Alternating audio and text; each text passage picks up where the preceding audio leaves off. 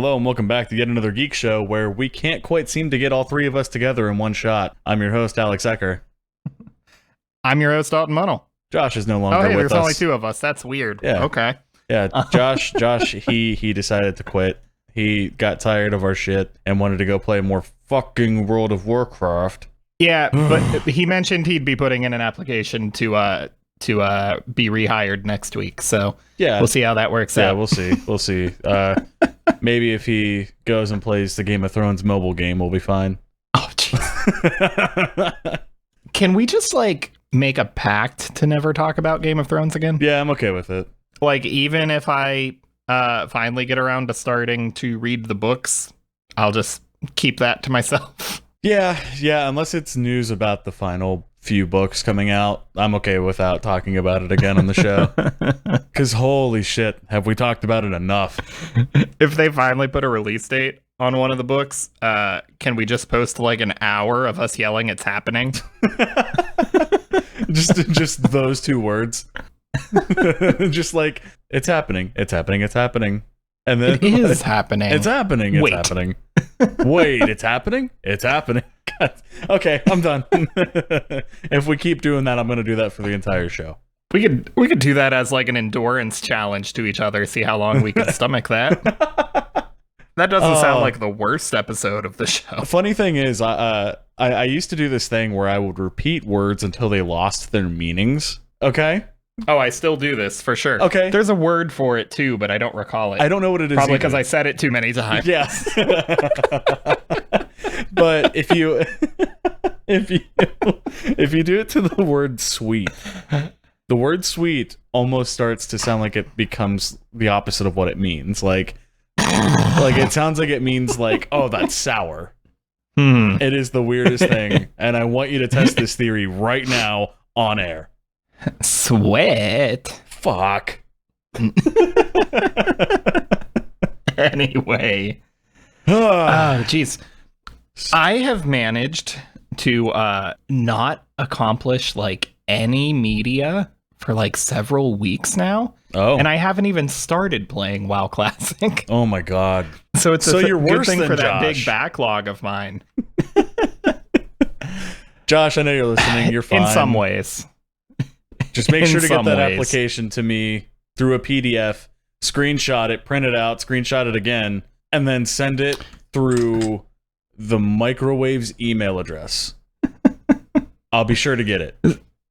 So I suppose that means I'm going to be talking about things that I finished 1 to 2 months ago and I'm completely hazy on. Okay. And have nothing of significance to say about. Well, can I start off with something that I'm sure if people have listened to the show so far know that I was expecting? Go ahead. Final Fantasy VIII Remaster. Oh my god, I fucking love it. I got it the night that it came out.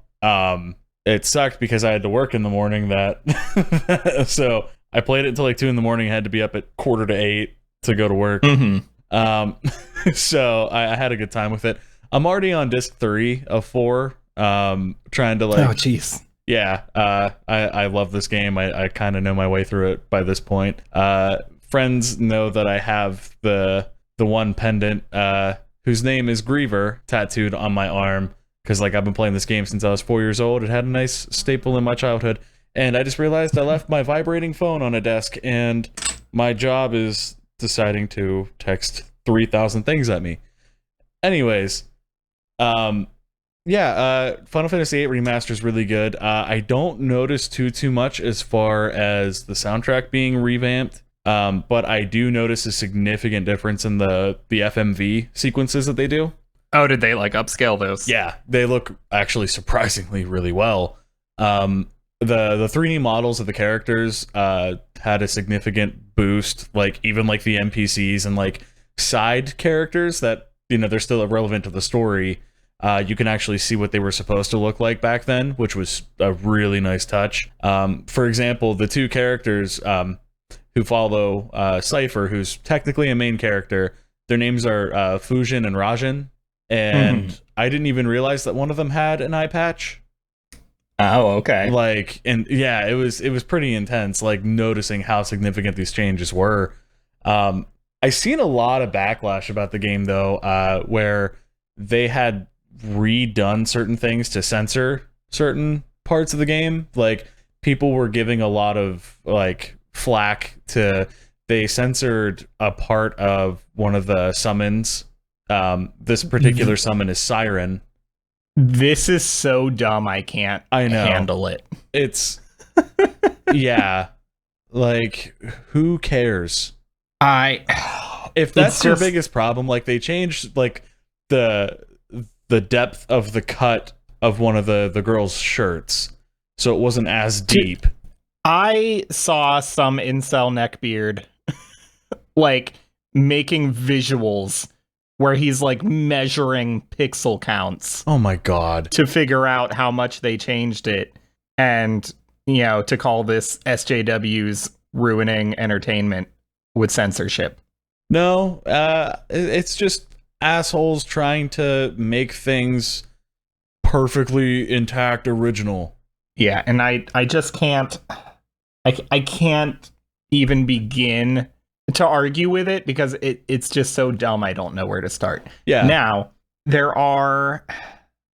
I'm not arguing that there couldn't possibly be instances of censorship in a remake or remaster that would upset me. Right. Like that could happen. It's just this is so not an example of that. Like grow up. Yeah. It really doesn't matter if the creators of the game want to change something that they created, let them. Just let them. They're allowed. It's their idea.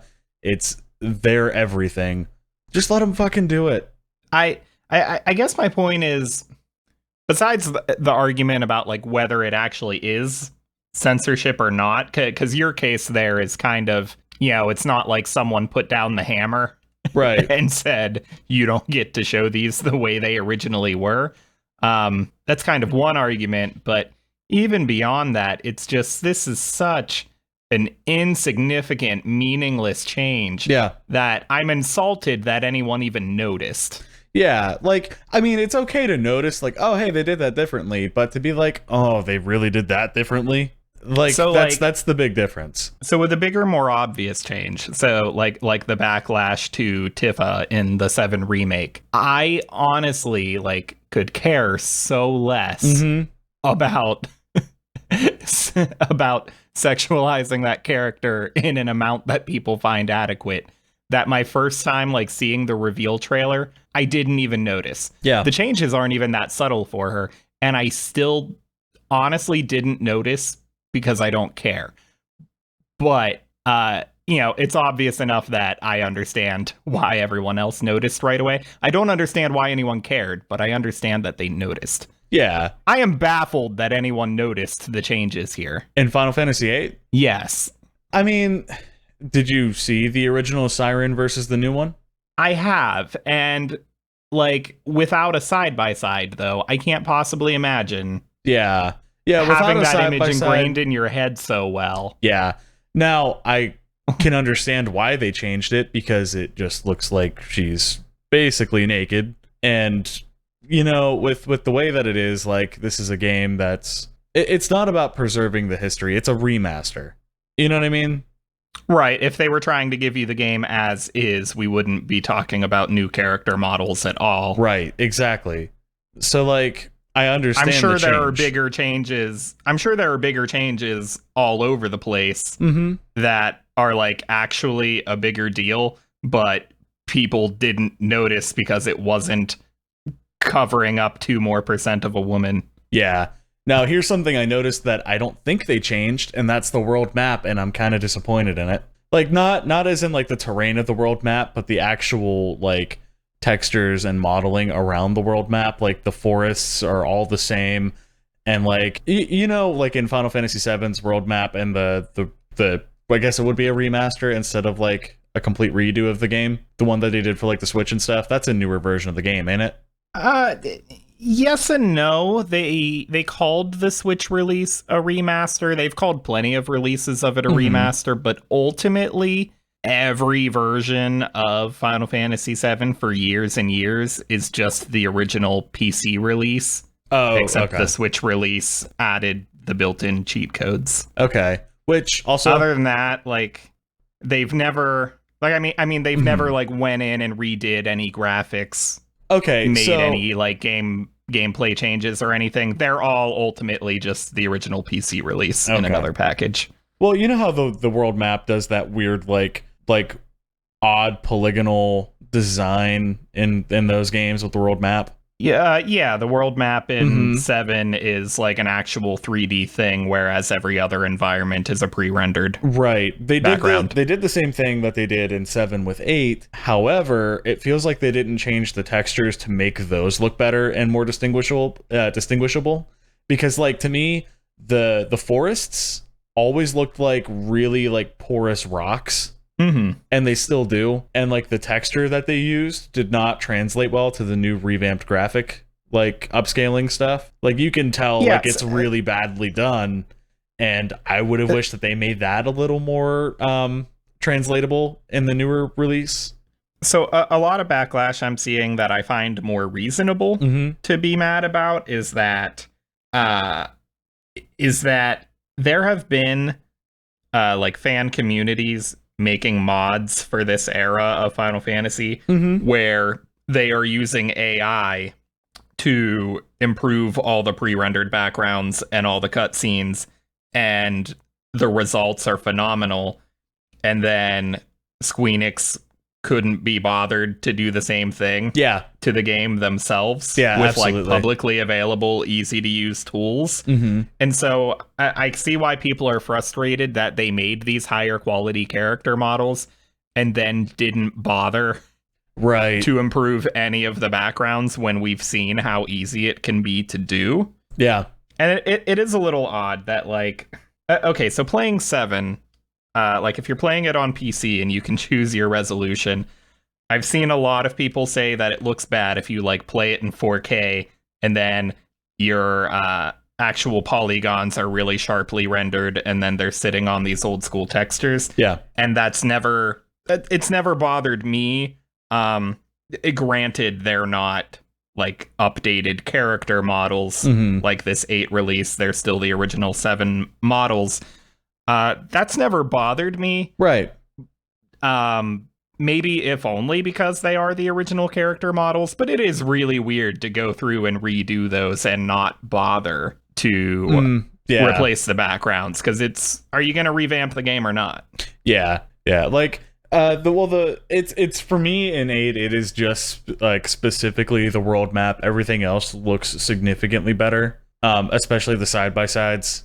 I don't know. It's just something about the world map that irks me. Like I don't know. If that's my only complaint, I feel like that's more valid than trying to cover up 2% more of a woman character. You know what I mean? Yeah, that's at least something that like is more reasonable to notice. Yeah. Now, and something that actually affects your experience.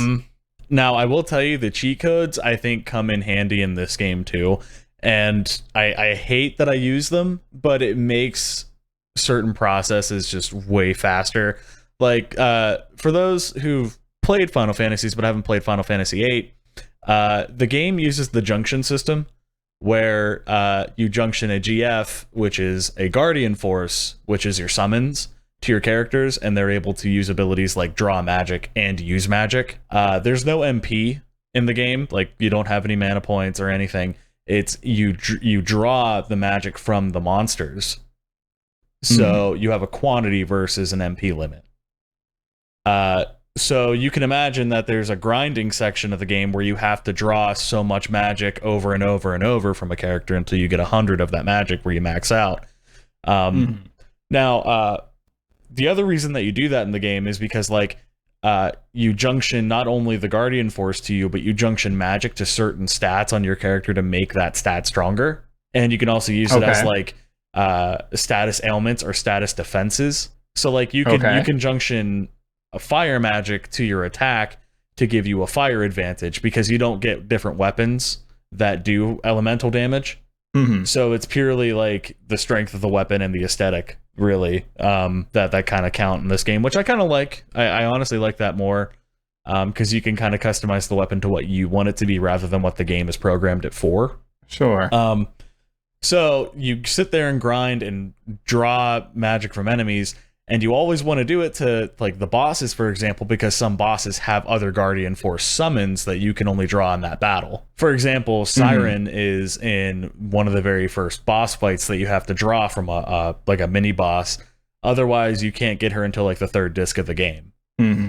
So like you have to pay attention to that thing. So it also does an active time battle gauge. So whether or not you're sitting there, like if you're sitting there with your thumb up your butt and just looking at your attack, defend, magic, whatever, that menu, you're still getting attacked no matter what. Now the cheats give you invincibility. They give you a fast forward option and a no encounters cheat code as well for the game. But if you use the invincibility cheat code, it immediately fills your active time battle gauge, so your turns are back-to-back consistent. So your turns are immediate. Oh. So you don't have to wait. Oh yeah, that's different from how 7 did it. Right. Not to mention, like, it gives you the option to use your limit breaks and stuff, which is also super useful. So after you immediately get your turns and keep drawing the magic from the enemies, you can just throw your limit breaks at them and kill them super quick, so that way you don't have to worry about sitting there and actually not wasting your magic that you just collected. And then the fast forward option also just makes it so much faster and easier and more convenient to get that magic back up. So playing 7 right now, I'm kind of off and on with abusing the like God mode cheat, because I'll use it to kind of skip through some grinding, but I don't use it when I'm in like an actual boss fight. Same, yeah. Or like when I'm actually, supposed to be experiencing a challenge through an area. I turn it on when it comes time to grind, and it actually kind of drives me nuts that it immediately fills your limit break, because with that comes like animations, or you're using Eris and hers is like a healing limit break. No, I hear you. So it actually like drags the battle out longer. And here's what's nice about Final Fantasy VIII's limit break system, okay? You get a little window in the corner that's attack, magic, draw, item. You can actually set it to like different things. Like later on, you teach your Guardian Force abilities. And like for example, your lightning summon, I'm not even going to pronounce his name because it's ridiculous. He gets an ability called Card, and when you junction him to one of your characters, you can change like your magic option or your draw option or item option to Card. So you can transform that enemy into a card and use it in the card game Triple Triad. Or like there's an option later on that you get an ability called Devour, which you literally eat the fucking enemy to death. Like stuff like that. So it makes the game pretty interesting because it's not a materia system, which the materia system was great, but once you put that ability in, you're stuck with it for the battle until you change it out after the battle. So there's that disadvantage. But I like the limit break system because when you get the limit break option, where your attack option is, like you can never change out your attack option, I don't think. But there'll be like a little arrow that blinks off to the side, and you push down the right direction on like your D-pad, and then it rolls over your limit break. So you have the option to attack or use your limit break. So when you're grinding, if you just have an attack that's, the max attack, you don't have to sit there and wait for like a 3-minute overdrive move to like get through to be able to just beat the small enemies. You can just attack them instead if it makes it faster. Okay. However, here's the one thing too, the difference between 7 and 8. 7 has a limit bar that you fill to get your limit break. 8 does not.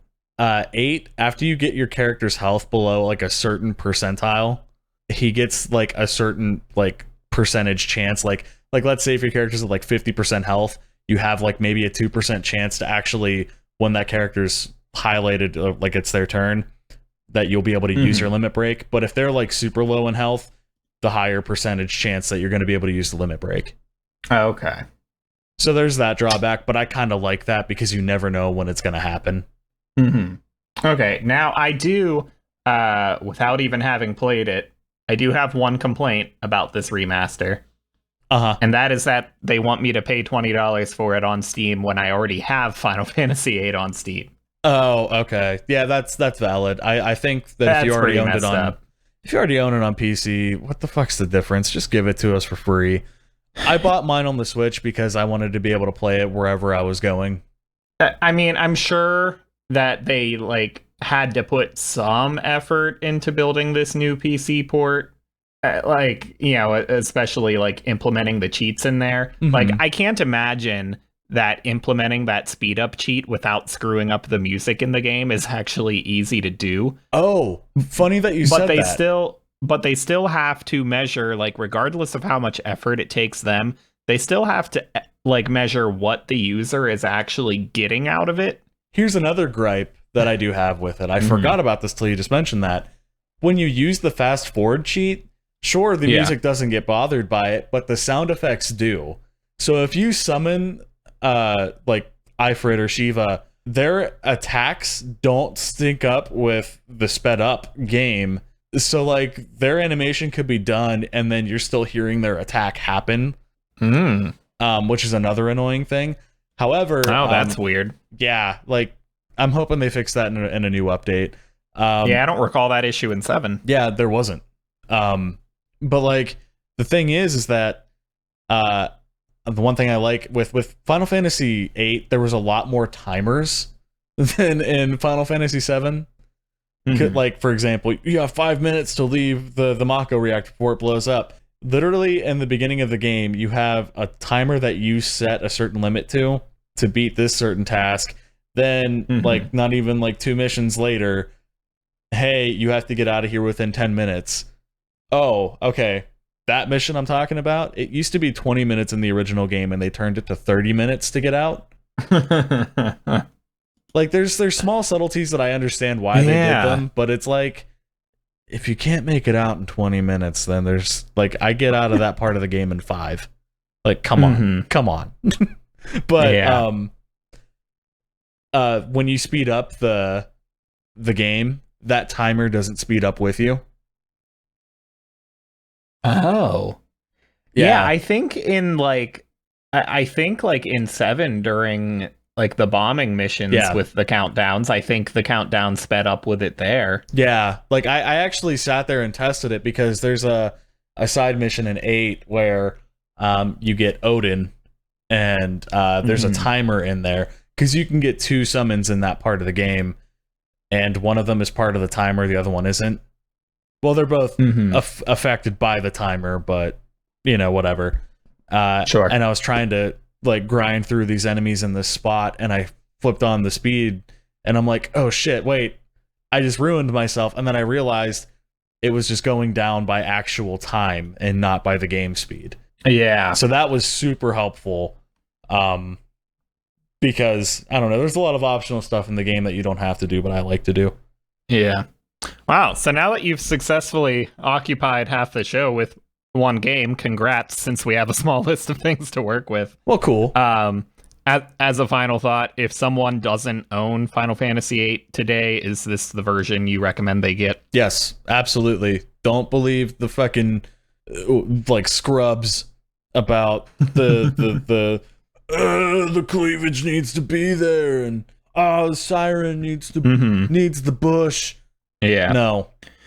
Just I will say that I would like to play the version I have on Steam because there's a history of mod support, including those AI enhanced, but dude, you don't pre-rendered backgrounds. But you don't get the cutest guy in the room. Switch. If you don't, if you don't play the Switch version, you don't get the cutest guy in the room. Okay. Get the Switch version, even if you have it on Steam, exactly for the portability. Yeah, for me that outweighs the potential to make an old game pretty. Right. Sorry, I'm really excited about this game, and yeah, we pretty much holy shit, we did almost talk about it for like a half hour, huh? Yeah, good work. See you on the next spotlight. So this actually happened like a month or 2 ago, but since I don't have anything recent to talk about, Gorn came out of early access. I believe you actually did talk about this. With you personally, not on the show. Oh, maybe when we were doing the Let's Play stuff, yeah. Yeah, I was talking to you about a particularly immersive moment with the game, but yeah. So Gorn, if you're unfamiliar, and I think it has been mentioned on the show before, but not really in detail. Gorn is a VR game with a really unique way of handling melee combat, where with the wiggle sticks. Yeah, with the wiggle sticks, where so normally the difficulty with implementing melee in VR is that you can't simulate weight in your weapon and momentum. And so Gorn's clever solution is to make all the weapons bendy. And the heavier the weapon is, the bendier it is, because the wacky the weapon inflatable being balloon man. the weapon being bendy means it follows behind your movement more slowly. Right. And that successfully simulates it being heavy. This basically allows you to... The problem this fixes is the fact that, you know, being in VR, you're free to move your hands as fast as you want, because you're not holding a Warhammer, you're holding a tiny game controller. Right. So the bendy weapons are the solution to that. And it's a shame that, like, it's a brilliant solution, but it looks so cartoony and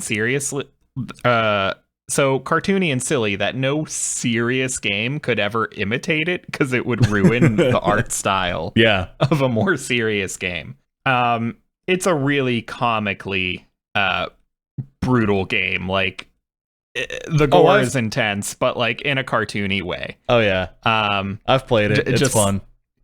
Yeah, just the way that you can like decapitate the enemies, that you can actually grab them with two hands and rip them apart and beat other enemies with it. It's real. It's real, like, wacky cartoon gore. It's not realistic and frightening. But it's not as specific as like Happy Tree Friends. Mm-hmm. But it's still gross. Like, yeah. Now at the same time, it has a reputation for being like real adrenaline inducing, to the point that it's kind of a meme that you are going to break your walls and your monitor and your controllers when you play this game. And after 2.5 years of having VR, I still get real close to hitting the walls playing this game. It's the only VR game where like all common sense about how the boundaries work just go out the window. Yeah. But so this coming out of early access now basically means that they've fine-tuned the actual like level progression, changed up like how unlocking weapons works, that kind of thing. And so now it's formatted in a way where it now you kind of choose a level that's represented by a particular boss. Mm-hmm. And it's been a little while now, but if I recall, the progression is like you get one little arena battle, maybe another arena battle, and then usually like a big free-for-all where like instead of it being you versus like 4 enemies, it might be you and like 20 other enemies against each other. Okay. And only after you survive all that do you get to go after the boss of the level. Okay. And there's, if I recall correctly, I want to say 9 boss battles now. It's a good, healthy bit of content for a VR game. Yeah. Because I remember it used to be kind of like a survivalist sort of thing. It's kind of, and I mean, there's been like a progression system for a while, but they keep changing it, and it's finalized now. But you also still have like an endless mode. Okay, kind of like how it was before it came out of early access then. Yeah, or like you have settings where you can play with things like making yourself a giant or making the enemies a giants. And I don't really play with that stuff because I like to just play a game for the sake of beating it. Okay. And I don't really care for the free-for-all do whatever you want mode. I just want the feeling of beating it. But I will say that I kind of rage quit on the last level because so here's kind of the progress of the last stage is you're thrown in the arena and you quickly realize that you're in a boss rush mode, and they come out more than one at a time. And it's actually no big deal. This part's actually no big deal. I managed to... There's like one boss fight in particular I would struggle with where the enemy is like this really tiny dude riding a giant crab, and it's real hard to block against the crab, who can real easily reach around your shield. Were you having fun? With the... I feel like there's a joke here I don't get. But did you eat the crab? Oh, jeez. Anyway, wow. More Game Grumps references, just what we always need. They're just bleeding through now, yeah. Anyway, this boss rush is no big deal, but then after that, you've played this, so you remember kind of the like audience that's looking down on you, and they're all just kind of floating heads. Yeah, they're like the Rick and Morty, like, show us what you've got. Yeah. So those floating heads start to launch themselves at your face. And it's just tons of them. Oh, that's terrifying. It might be something like 30 or 40 of them. And yes, it is horrifying. And I usually make it through that too, only because my strategy would be to take a weapon that is for like swinging, is a mace the word I'm looking for? No, those aren't on a chain. What's the word for the thing that's like a mace but on a chain? A flail? Yeah, that's the word I'm looking for. I would just kind of like kneel down on my knees and swing the flail over my head indiscriminately. And they would all have to come at me at a downward angle. Yeah. And they would still like manage to have a couple get through, but it did the trick for the most part. But then they would all like come back again, and you would have to ward them off while fighting regular gladiators at the same time. Oh, that's funny.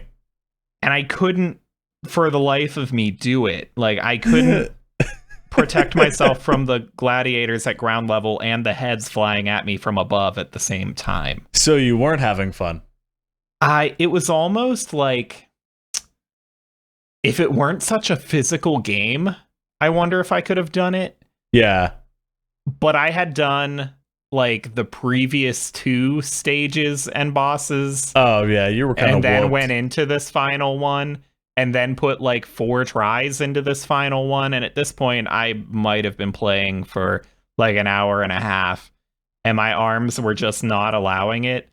And I was pretty convinced that even, a couple days later when I'd recovered, I still wouldn't be able to do it though. Right. No, I feel it, dude.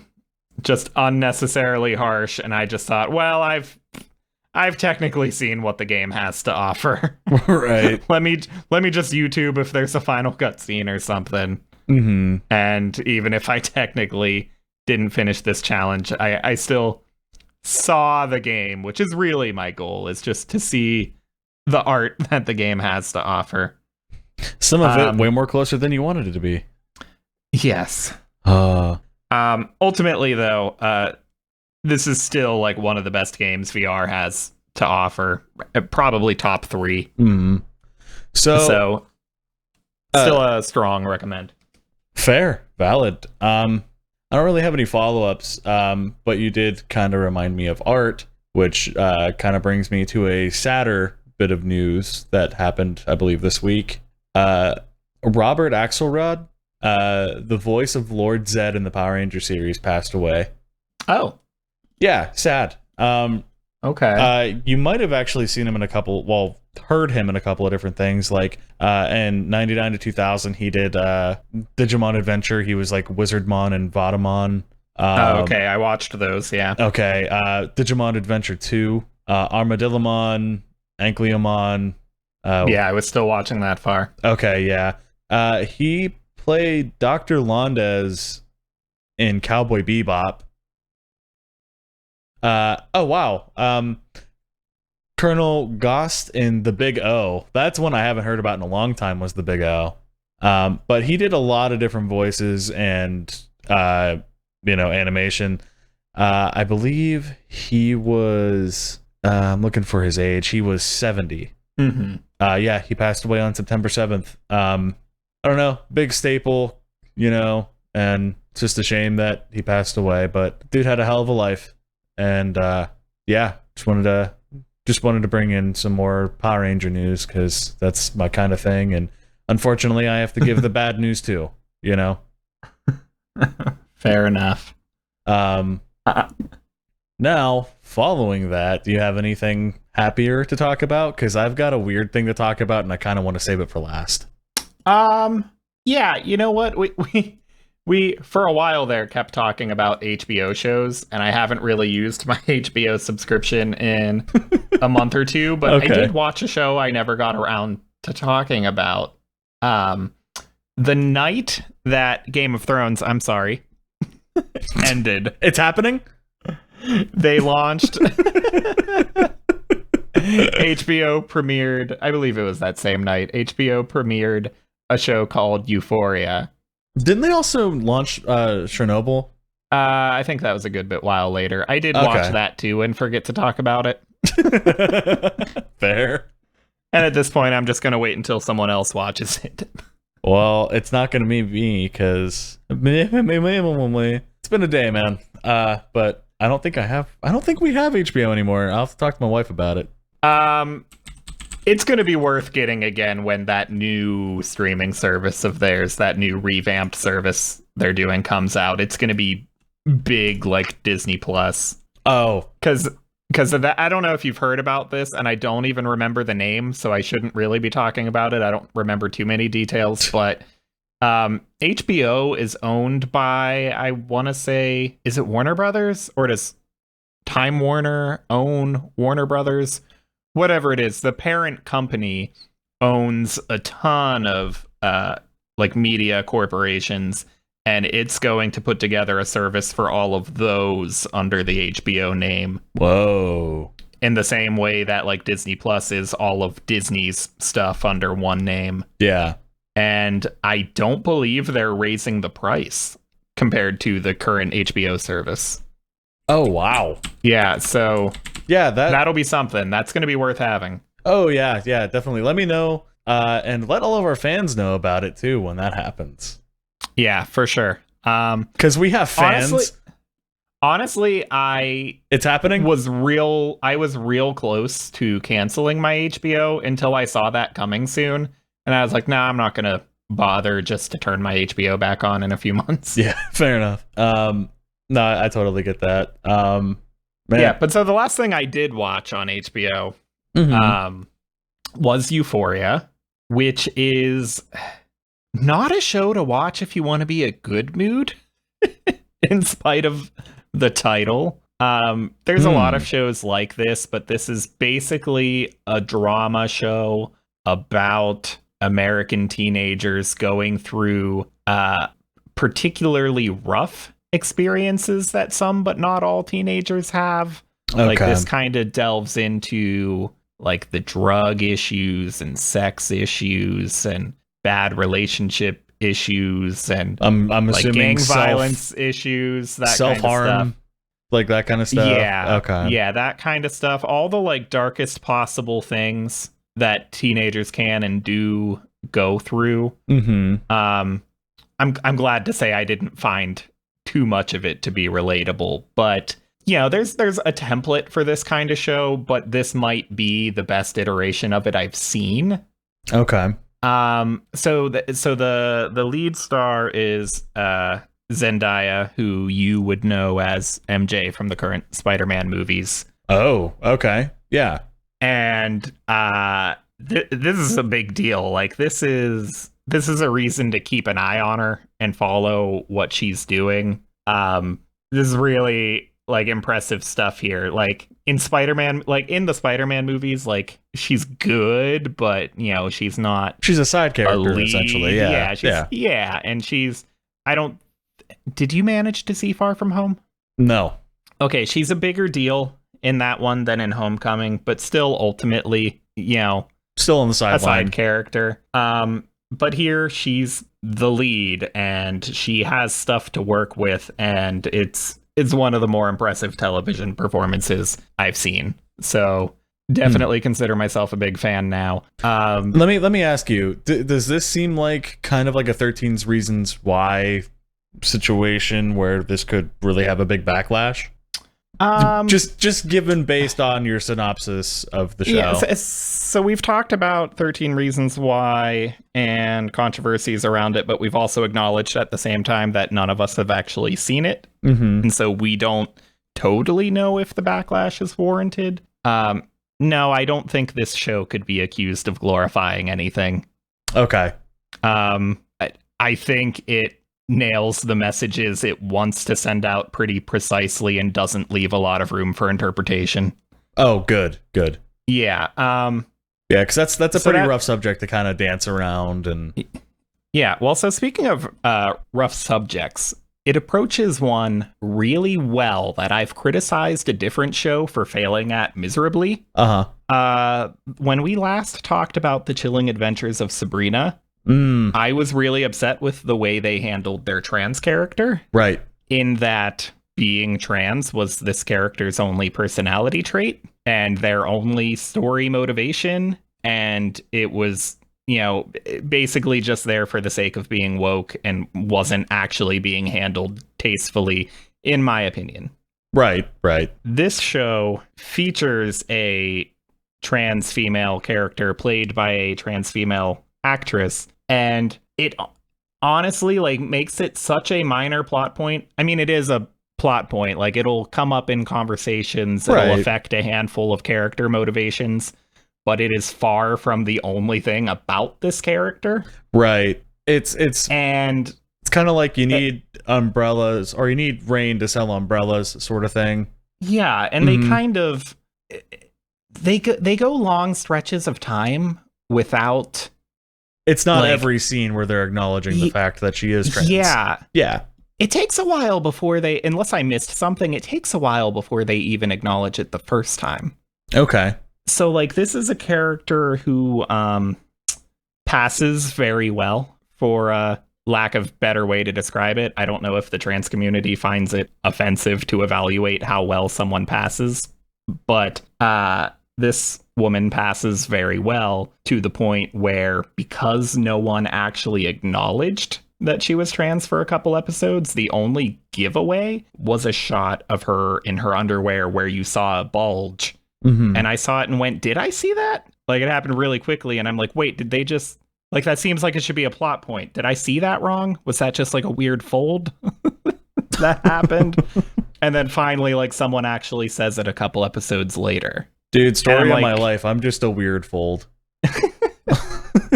And I'm bravo to you for having a character that is this minority without immediately making it the entire point of the character. Right.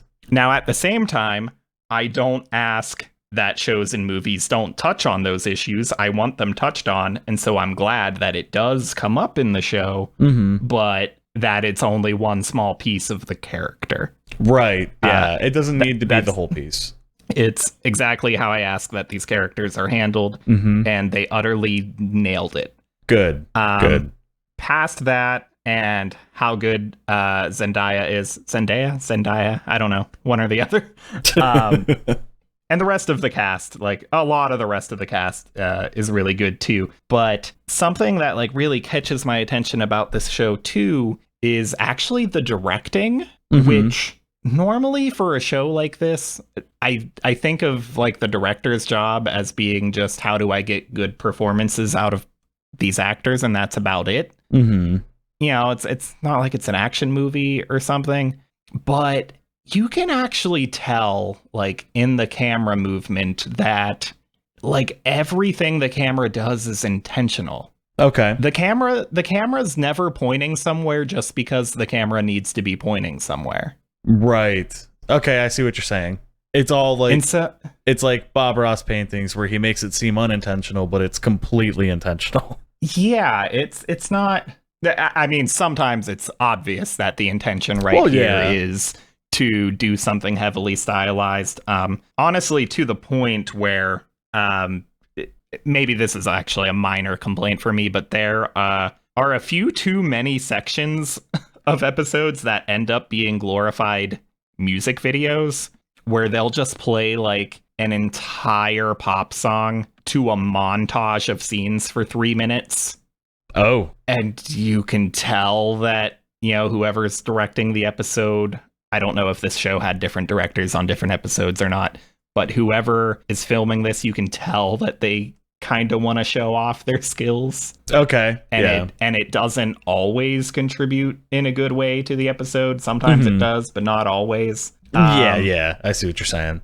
At one point, with the excuse of a drug trip, it kind of breaks into a full interpretive dance where you're not totally sure what actually happened. So in that sense, the directing can get a little crazy in ways that I don't always know if I like it or not, but I like that they're always trying. Yeah. No, that's the thing, though. If they're always aware that you can make the camera or the lighting or something contribute in a more meaningful way than just, we need a camera on because it's TV. Right, exactly. So, if nothing else, it's definitely the best looking show of this type. Mm-hmm. And I highly recommend this show. It's a good reason to keep your HBO subscription on a little longer. At least valid when the next season comes on. Do you have anything else?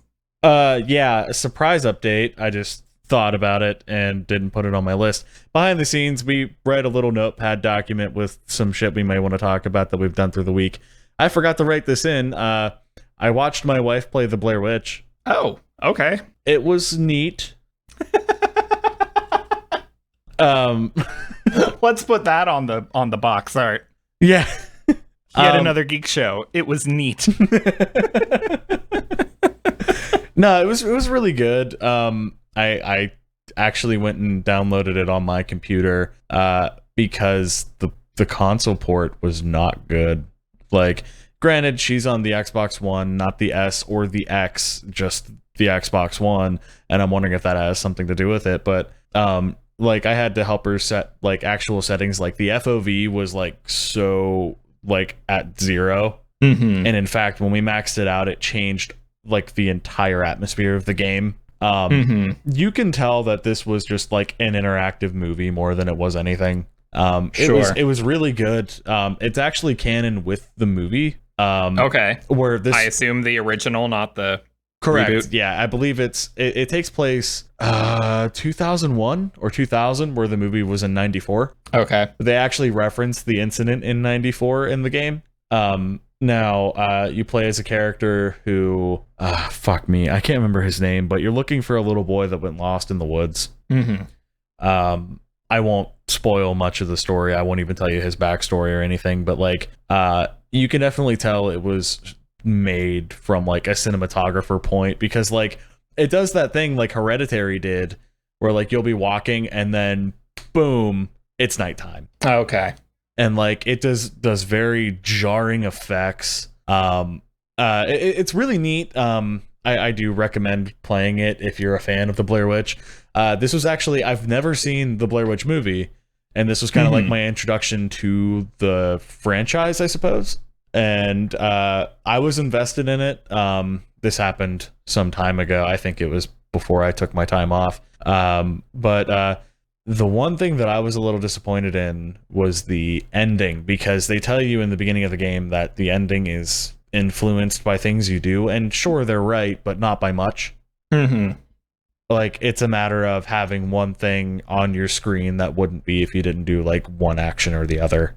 Okay. Like, yeah, like some things are changed and different, but like it just play the game once. You don't really need to play it a bunch of times to get different endings. There are very few games that market themselves as having player-affected endings that actually end up being worth replaying for that reason. Two that come to mind are Detroit and Fahrenheit. No, Heavy Rain. Like, those are significantly different each time. Yes. Compare that to like Life is Strange, which I did love. And I'll honestly probably replay it soon just because I liked it. But the ending of that without spoilers, comes down to literally the last decision you make and nothing before that. Right, exactly. That was kind of a letdown with that one. However, have you played Life is Strange 2 yet? I have not. I think they're on their 4th episode, and my wife has been buying them because she loves the series. And I bought it recently before realizing that it wasn't done yet. Oh, yeah. Dude. After I got screwed with that last Walking Dead season, which did eventually get finished miraculously. Which we played through most of it, yeah. Yeah. I had decided I wasn't going to buy any more episodic games until they were done. And then the first episode of Life is Strange 2 came out so long ago that I thought it was done and didn't even notice and bought it a few weeks ago. Let me clarify. When I say that we played it, I meant my wife and I, not you and I. Yeah. So I seen the ending of the season 3. Like with The Walking Dead. I played through 3. The final season is 4. Well, you know what I mean. The very last one. We'll see. I'll get there eventually. Life is Strange 2. She's been playing it, and I actually like. I don't know about you. This is something a little off topic here, but do you actually enjoy watching people play video games like in real life? Well, I participate in a Let's Play channel. Yeah. And so I am encouraged to say yes, watching people play video games is a blast. There's something special about, like, I don't know, excuse me. I burped. But there's something about, like, I remember when I was younger and like I had friends who like we'd want to play games, but then like one of us would be tired and then like they'd be like, yeah, just go ahead and play it. I don't mind watching you play. There was something about either being the person playing the game or being the person watching the game. You know what I mean? Like you were in the moment with that person, but like you could just relax and assess while they were playing it, or you could be the guy trying to figure it out and entertaining the guest, or you know what I mean? There's something that I've always found unique in that situation. Yeah, so I don't know if I've ever said it on the show, but my wife does not play video games at all. Actually, she rage quit Flower. Oh, I did say this before, that she rage quit Flower during like the end credit level. So I don't get to have too much of that experience lately, but when I do play something like Life is Strange or a Telltale game, I will explicitly like decide to do that on the living room TV when she is interested in seeing that game. Yeah. And she won't take the controller and play for me, but she will sit and actually watch the story and give me feedback on what decisions I should be making. Yeah, that's what we do too, but she's the one playing, my wife. And so I'm going to try the next time I play one of these to just shove the controller into her hand. And just tell her, press buttons and shit. Yeah. But yeah, no, I don't know. I thoroughly enjoyed that experience, and I'm very invested in the story of Life is Strange 2. It's really good, dude. Yeah. And it's a recommend from me, so people that are listening, watch it, or play it, or watch someone play it. Yeah. Or play it while someone watches. I don't give a shit. Yeah. Which brings me... Go on. While we're still on anecdotes, I also have a little brother, 14, I believe, who is very into video games, and I've always wanted to enjoy watching him play a game that I liked, but his taste in games is it awful? Is so not awful, just so far apart from mine. Yeah. Where, like, I always want to encourage him to, like, for instance, I've tried to get him to play Final Fantasy VII, and he literally fell asleep holding the controller a half hour into it, and this happened twice. Oh, yeah, that's not an accident or a coincidence. I try to encourage him to play games that I've enjoyed because of the story and the world and the artistic vision, and that's just not really what he looks for. He looks for sandbox games. I was gonna say, yeah, like I know your little brother, and he's someone that's very hands-on and not let's listen or watch the story. Yeah, so he is, for example, really into like Minecraft. What was that one game that like he played on and off for years, and it would drive me nuts because it was like the only thing he played? scrap he has something. Like a handful of like vehicle building games where you just like customized a video, like you customized a vehicle and just rode around aimlessly. Yeah.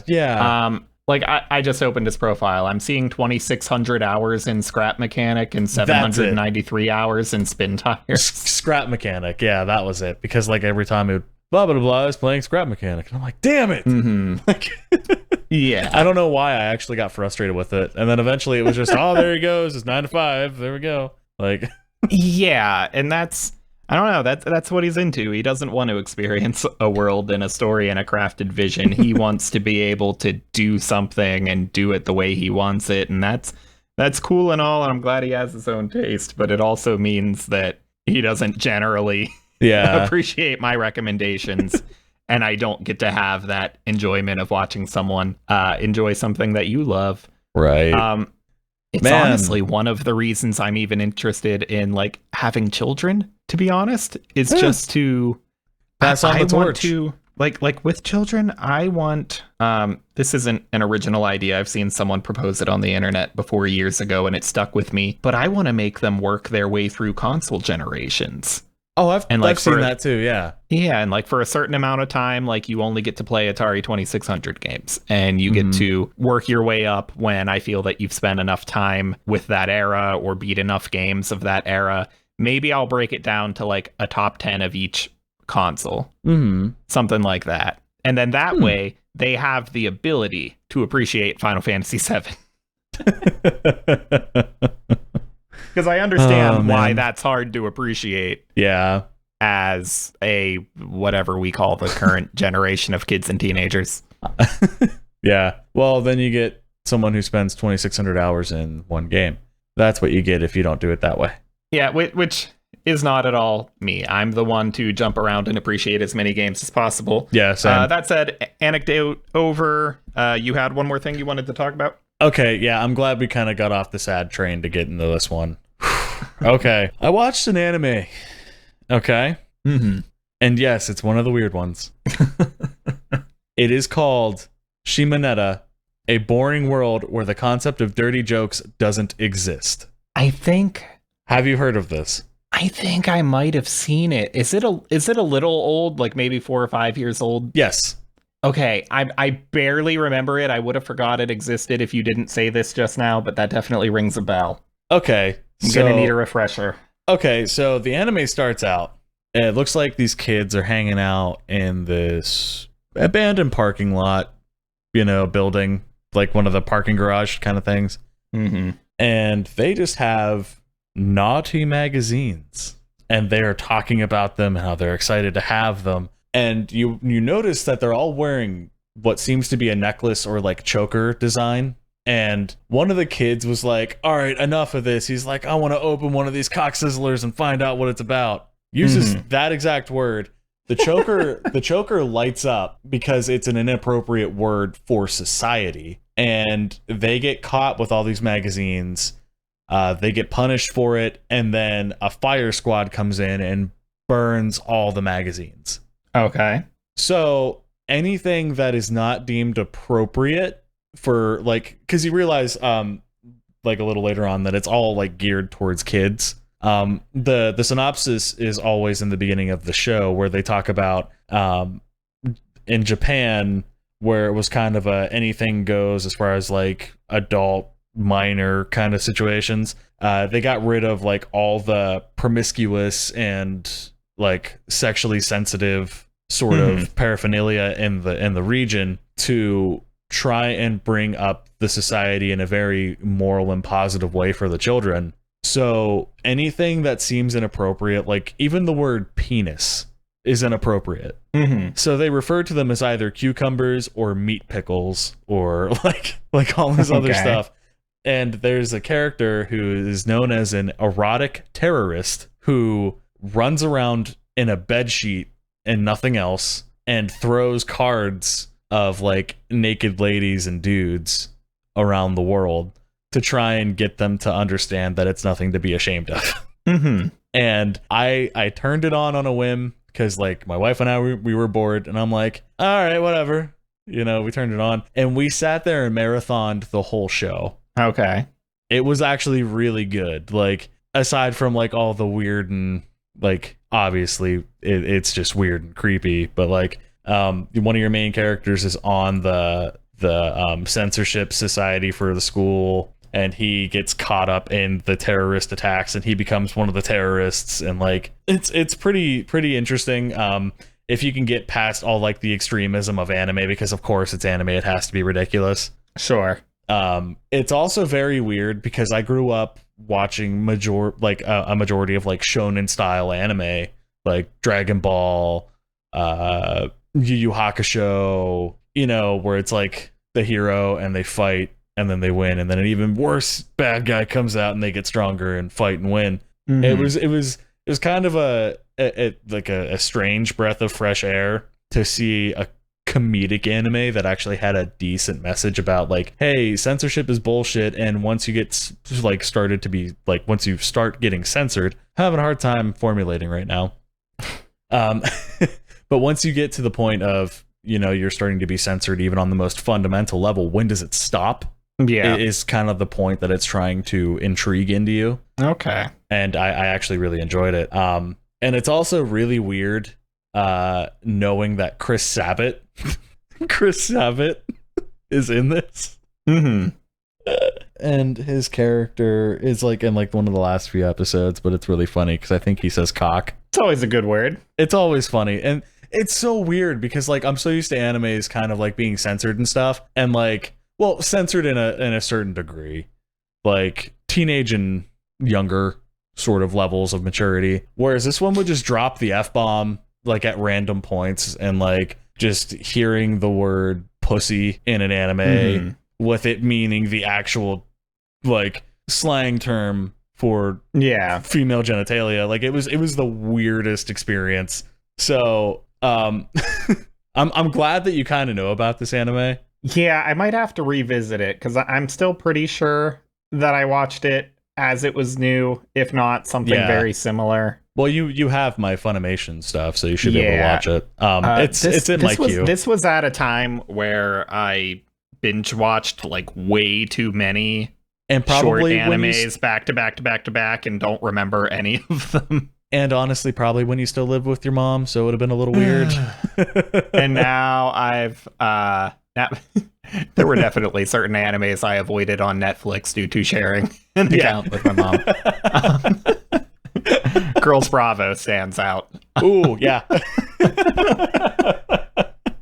yeah, which is fantastic. I full-heartedly endorse Girls Bravo. Oh man, jeez. I recommend it if you don't share an account with someone. This show Shimoneta, which I recommend it because I just told you about it, Dalton. So I recommend it if censorship is not your thing. I also recommend it if you can handle a few swear words and a few vulgar comments every now and again to get points across, that kind of thing. It's weird, and in every beginning of the episodes, the one character yells cock and balls. So get ready for a trip, man. It's weird. I think I'm gonna leave it at that, man. maybe I'm gonna have to jump into an anime here, because it's been other than like some shows that I just barely started and forgot about. It's been a long time since I've really watched one. Like, I keep up on Castlevania, which I don't believe has a season coming out this year. It's confirmed and other for than season that, 3, but I don't know when it's coming out. Yeah, I don't think it's this year. But other than that, I don't think I've finished a season of an anime in quite a few years. I gave up on Attack on Titan. Oh, that's right. I was caught up on that until recently. Anyway, Dark Crystal, I need to start watching. Yeah, that said, thanks for listening, everyone. Hopefully there will be 3 of us next week, and we will speak at you then. 3 people next week. It's happening!